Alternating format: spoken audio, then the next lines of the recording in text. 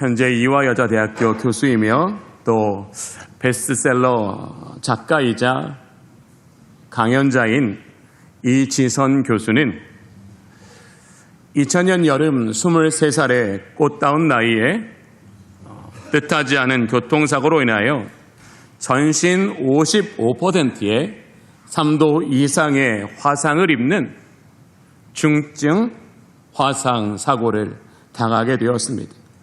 당시 우리나라에서 이 중증 화상 치료를 할 수 있는 병원이 없어서 이지선 씨와 그의 가족들은 일본으로 건너가 화상 치료를 40여 차례 넘게 고통스럽게 견뎌내야만 했습니다.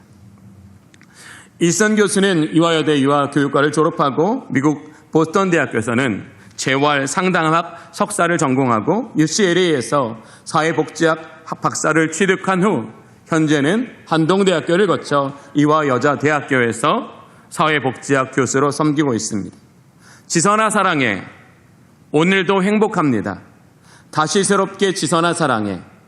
이 책에 이어 10년 만에 꽤 괜찮은 해피엔딩이라는 신앙 서적을 집필하여 자신과 같은 고난 속에서도 예수 그리스도를 믿는 믿음 안에서 하나님의 선하신 계획을 따라 살아갈 수 있는 귀한 은혜를 제공하고 있습니다. 이지선 교수는 이렇게 이야기했습니다. 인생은 동굴이 아닌 터널. 언젠가 이 길 끝에 빛이 기다리고 있다라고 이야기했습니다. 이것을 깨달은 날부터 이지선 교수는 하나님이 준비하신 해피엔딩을 살아보기로 하고 그때부터 오늘살이를 시작하여 오늘 하루를 잘 살아내는 사람으로 살아가고 있다라고 자신의 삶을 표현했습니다. 이지선 교수는 사고 이후 완전히 삶이 달라지면서 하나님을 바라보는 그의 시각도 완전한 변화가 일어났다라고 이야기했습니다. 그 시각의 변화를 통하여 깨달은 것을 이렇게 정리해서 기록했습니다. 하나님께서 계획하신 일에 하나님께서 시나리오를 쓰시고 감독하시는 그 영화에 자신을 출연자로 불러주셨다라는 것을 깨닫게 되었다는 것입니다. 하나님의 뜻 가운데 만들어지는 이 꽤 괜찮은 해피엔딩을 그려내는 영화가 끝까지 잘 만들어지도록 자기는 그 한신 한신 자신의 삶에 최선을 다해 살아가겠다라고 이야기했습니다. 하나님의 계획에 자신을 동참시켜 주신 그 은혜를 발견하고 난 이후 이지선 교수에게 일어났던 것은 자신의 사고를 인하여 그 어떤 사람도 원망하지 않는 원망이라는 감옥에서 벗어나게 된 것입니다. 이지선 교수는 사고 이전에 허랑방탕하게 살지 않았습니다. 하나님께서 그의 허랑방탕함을 중단하시고 더 좋은 믿음의 자리로 이끄시는 것이 아니었습니다. 사고 이전에도 이지선 교수는 꽤 괜찮은 신앙인이었습니다. 사람들에게 칭찬받고 또 교회에서도 선한 사역에 힘쓰는 그런 청년이었습니다. 이지선 교수는 자신이 당한 사고에서 내가 왜 이 사고를 당해야 되나? 이 사고를 만나게 하사 자신의 인생을 송두리째 뽑아 저 어둠의 골짜기로 던져 넣으시는 것 같은 그 하나님의 행하심에 이해할 수 없어 고통으로 눈물을 삼켜야 하는 시간을 보내야 했습니다. 그러나 하나님은 그렇게 하나님을 갈망하고 하나님의 선하신 뜻을 알기를 원하는 이지선 교수에게 하나님께서 계획하신 일에 하나님께서 시나리오를 쓰시고 감독하신 그 영화에 자신을 출연자로 불러주셨음을 깨닫고 자신의 삶을 해피엔딩의 영화의 한씬 한씬으로 최선을 다해 만들어가는 그 믿음의 걸음을 통하여 매일 기적을 써내려가고 있었습니다. 사랑하는 성도 여러분, 저와 여러분에게도 마찬가지입니다. 우리가 믿음이 좋아도요, 어떤 하나님께 벌 받을 만한 일을 하지 않았음에도 불구하고 좋은 사람에게도 때로는 인생의 고난 혹은 불행이 찾아옵니다. 그러나 이 고난은 하나님께서 저와 여러분의 인생을 망가뜨리시기 위한 고난이 아니라 이 고난을 통하여 우리로 하여금 내가 원하는 해피엔딩이 아니라 하나님이 주시는 해피엔딩의 삶으로 우리의 삶을 전환시켜 주시는 영적 기회입니다. 지금 이 흩어진 12지파들의 교회에도 우리가 지난 계속 1장부터 반복해서 왔잖아요. 차별이 일어났고 말실수가 많았고 또 여러 가지 교회를 분열하게 하는, 즉 저 사람 때문에 내 믿음이 이렇게 약해졌어. 저 사람 때문에 우리 교회가 이렇게 시끄러졌어. 저 사람 때문에 우리 교회가 이렇게 엉망진창이 됐어.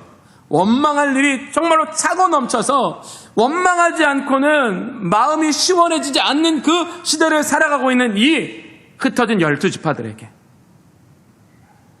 너희의 믿음이 바닥을 치고 너희가 섬기는 교회가 하나님이 기뻐하시는 것이 없을지라도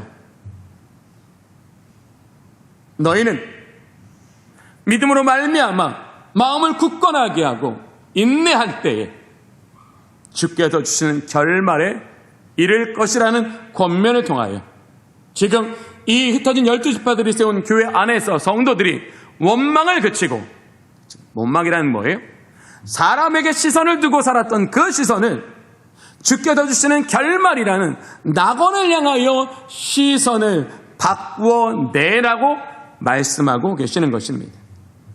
오늘 야고보 사도를 통하여 주께서 주시는 결말, 그 진정한 해피엔딩의 삶을 살아가야 할 우리들에게 요구하시는 세 가지를 본문을 통해서 똑똑히 이야기하십니다. 첫 번째, 이 땅의 성도들이 주께서 주시는 결말, 그 해피엔딩의 삶을 살기 위해서는 귀한 열매를 발아야 한다라고 말씀하고 있습니다. 본문 7절을 보면 그러므로 형제들아 주께서 강림하시기까지 길이 참으라. 바라 농부가 땅에서 귀한 열매를 바라고 길이 참아 이른 비와 늦은 비를 기다리나니 너희도 길이 참고 마음을 굳건하게 하라. 주의 강림이 가까우니라. 농부가 왜 길이 참는다고요? 농부가 왜 마음을 굳건하게 한다고요?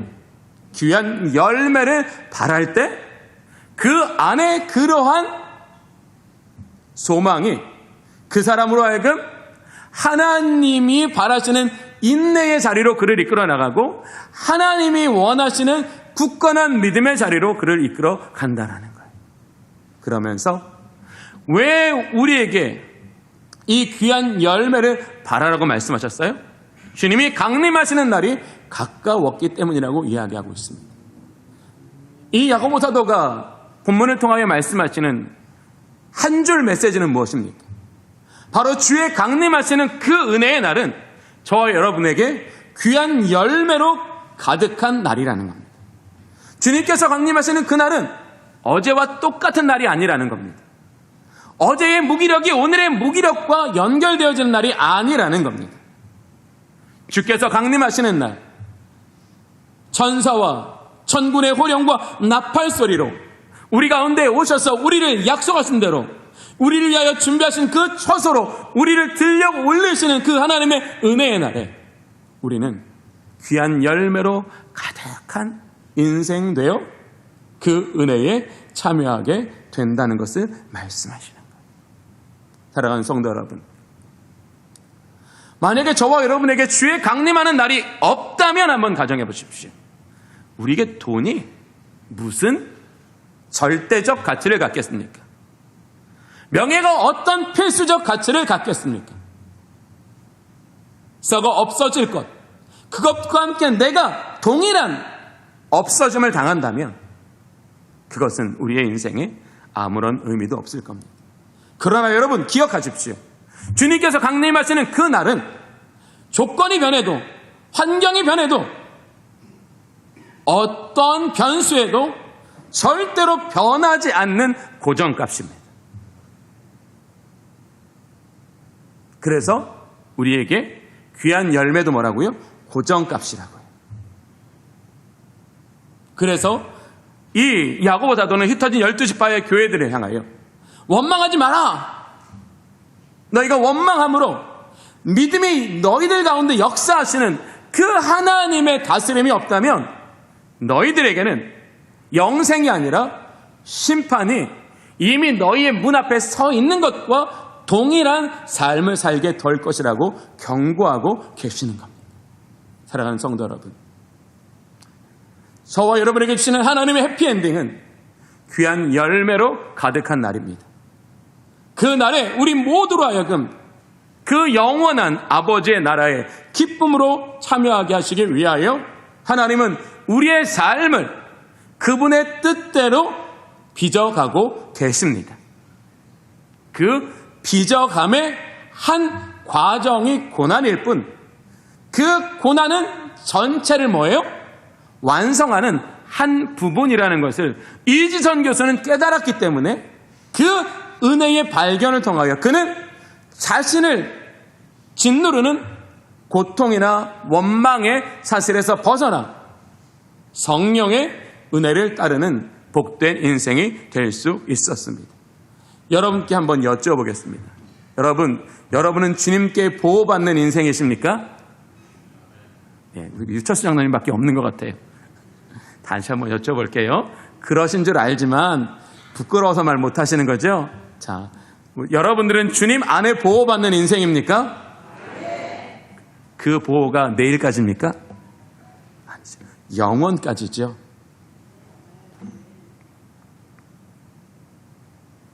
사랑하는 성도 여러분, 주님 안에 보호받는다는 게 뭘까요? 나는 어떠한 내가 원치 않는 상황에도 내 인생은 결코 무너지지 않는다는 뜻입니다. 나를 향한 주님의 계획은 취소되지 않는다는 거예요. 내게 창조로부터 계획하신 그 가장 귀한 열매로 가득한 삶, 반드시 주님의 선하심 속에서 이루어진다라는 거예요.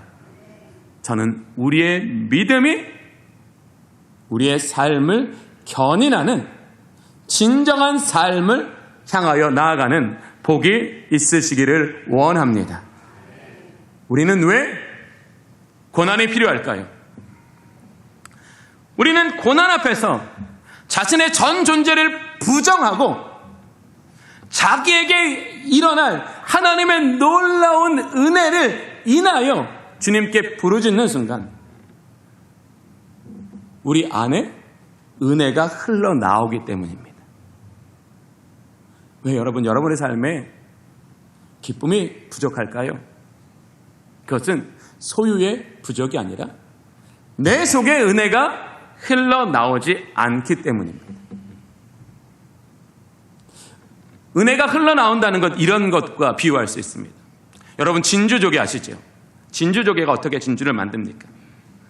진주조개 안에 다양한 모래나 이물질이 들어오면 이 진주조개는 분비물을 발산해서 이 이물질을 감쌉니다. 이것을 수백 번, 수천 번 반복하니까 그게 진주가 되는 겁니다. 바로 우리도 그런 인생이라는 거죠. 우리가 고난을 당하여 하나님 앞에 나와 무릎을 꿇고 하나님, 나는 죄인입니다. 나는 아무것도 아닙니다. 난 하나님의 은혜로 삽니다. 이런 것들이 한꺼풀 입혀지면 우리는 뭐가 된다고요? 진주보다 더 귀한 보화가 된다라는 거예요. 내가 수십 년 예배 드렸다고 그렇게 보화가 되는 게 아니라 하나님은 우리가 보화되게 하실 우리 안에 은혜를 흘려 나오도록 만들어주시는 분이라는 거예요. 근데 그게 언제 가장 강력하게 나와요? 고난 앞에서요. 그러니까 하나님은 우리에게 고난이 필요한 데를 가장 잘 아시고 그 고난 속에서 우리 안에 우리를 진주로 만들게 하시는 진정한 신앙의 고백, 진정한 자기 부정, 진정한 자기 십자가에 대한 온전한 충성과 순전을 나타나게 만드신다는 거예요. 바로 그게 고난의 목적이고 그게 귀한 열매를 맺으시는 하나님의 방법이라는 거예요. 그러니까 우리는 어떻게 돼요? 귀한 열매가 무엇인지 성령의 조명하심을 따라 그것을 우리가 깊이 이해하고 그 은혜의 날까지 우리는 오늘 이 말씀처럼 오직 믿음으로 마음을 굳건하게 하여 인내로 그의 날에 이르는 저와 여러분이 되시기를 간절히 원합니다. 그게 하나님이 우리에게 기뻐하시는 일이라. 그게 하나님이 오늘 우리에게 기대하시는 일이라는 거예요. 우리 속에 하나님의 은혜가 흘러나와 우리의 고난을 감싸면 그 고난은 뭐예요? 우리를 진주되게 하는, 보화되게 하는 하나님의 역사, 하나님의 시간이 되어진다라는 겁니다. 두 번째, 주께서 주신 결말 그 해피엔딩에 이르기 위해서 서로 원망하지 말라고 말씀하셔요. 그러면서 이 원망에 연결되어 뭘 하나님께서 드러내셨어요? 심판. 원망하는 사람은 심판이 있다. 원망 이꼴 심판이 아니라요. 원망이 있는 자리에 결핍되는 게 있어요. 원망 있는 자리에 뭐가 결핍될까요? 믿음이 결핍됩니다.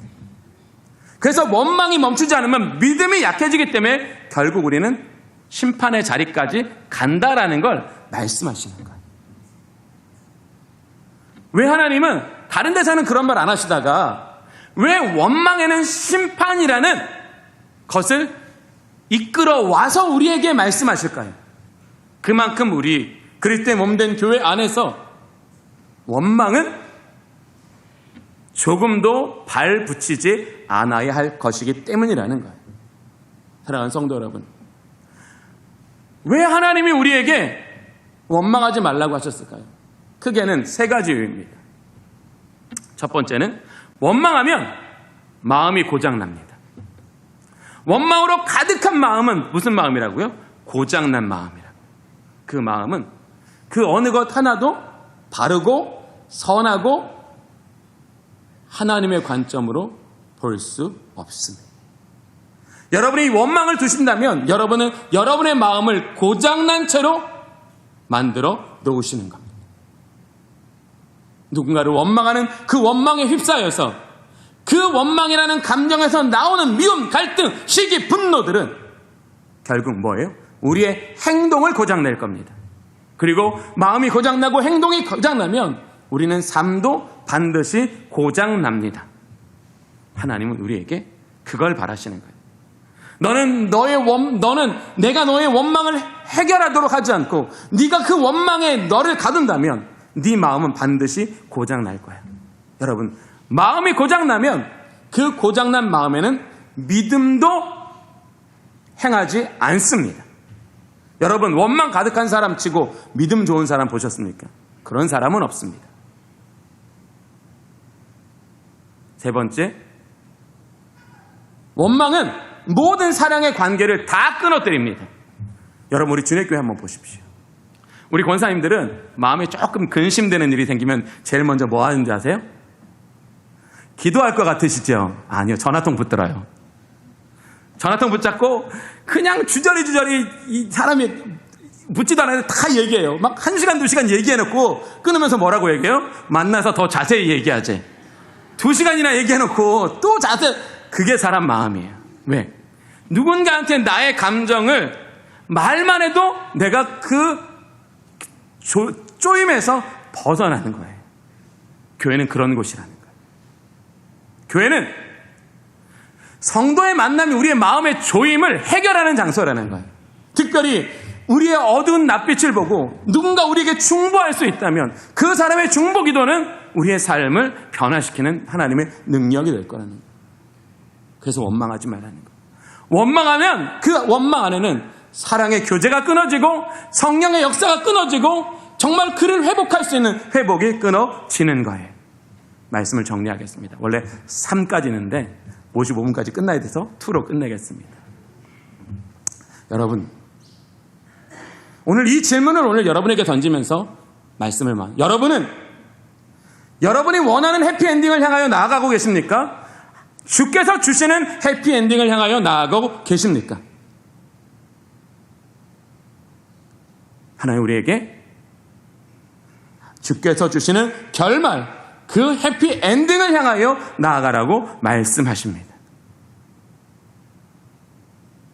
그 그 은혜의 자리까지, 그 은혜의 때까지 우리가 나아갈 때 우리의 그 모든 믿음과 굳은 마음과 인내로 하나님의 얼굴을 구하며 나아가는 그 모든 시간을 하나님은 우리를 위하여, 하나님이 거룩하시고 전능하신 능력으로 우리를 위하여 일하여 주시겠다라는 겁니다. 나의 나된 것은 바로 거기서 되는 겁니다.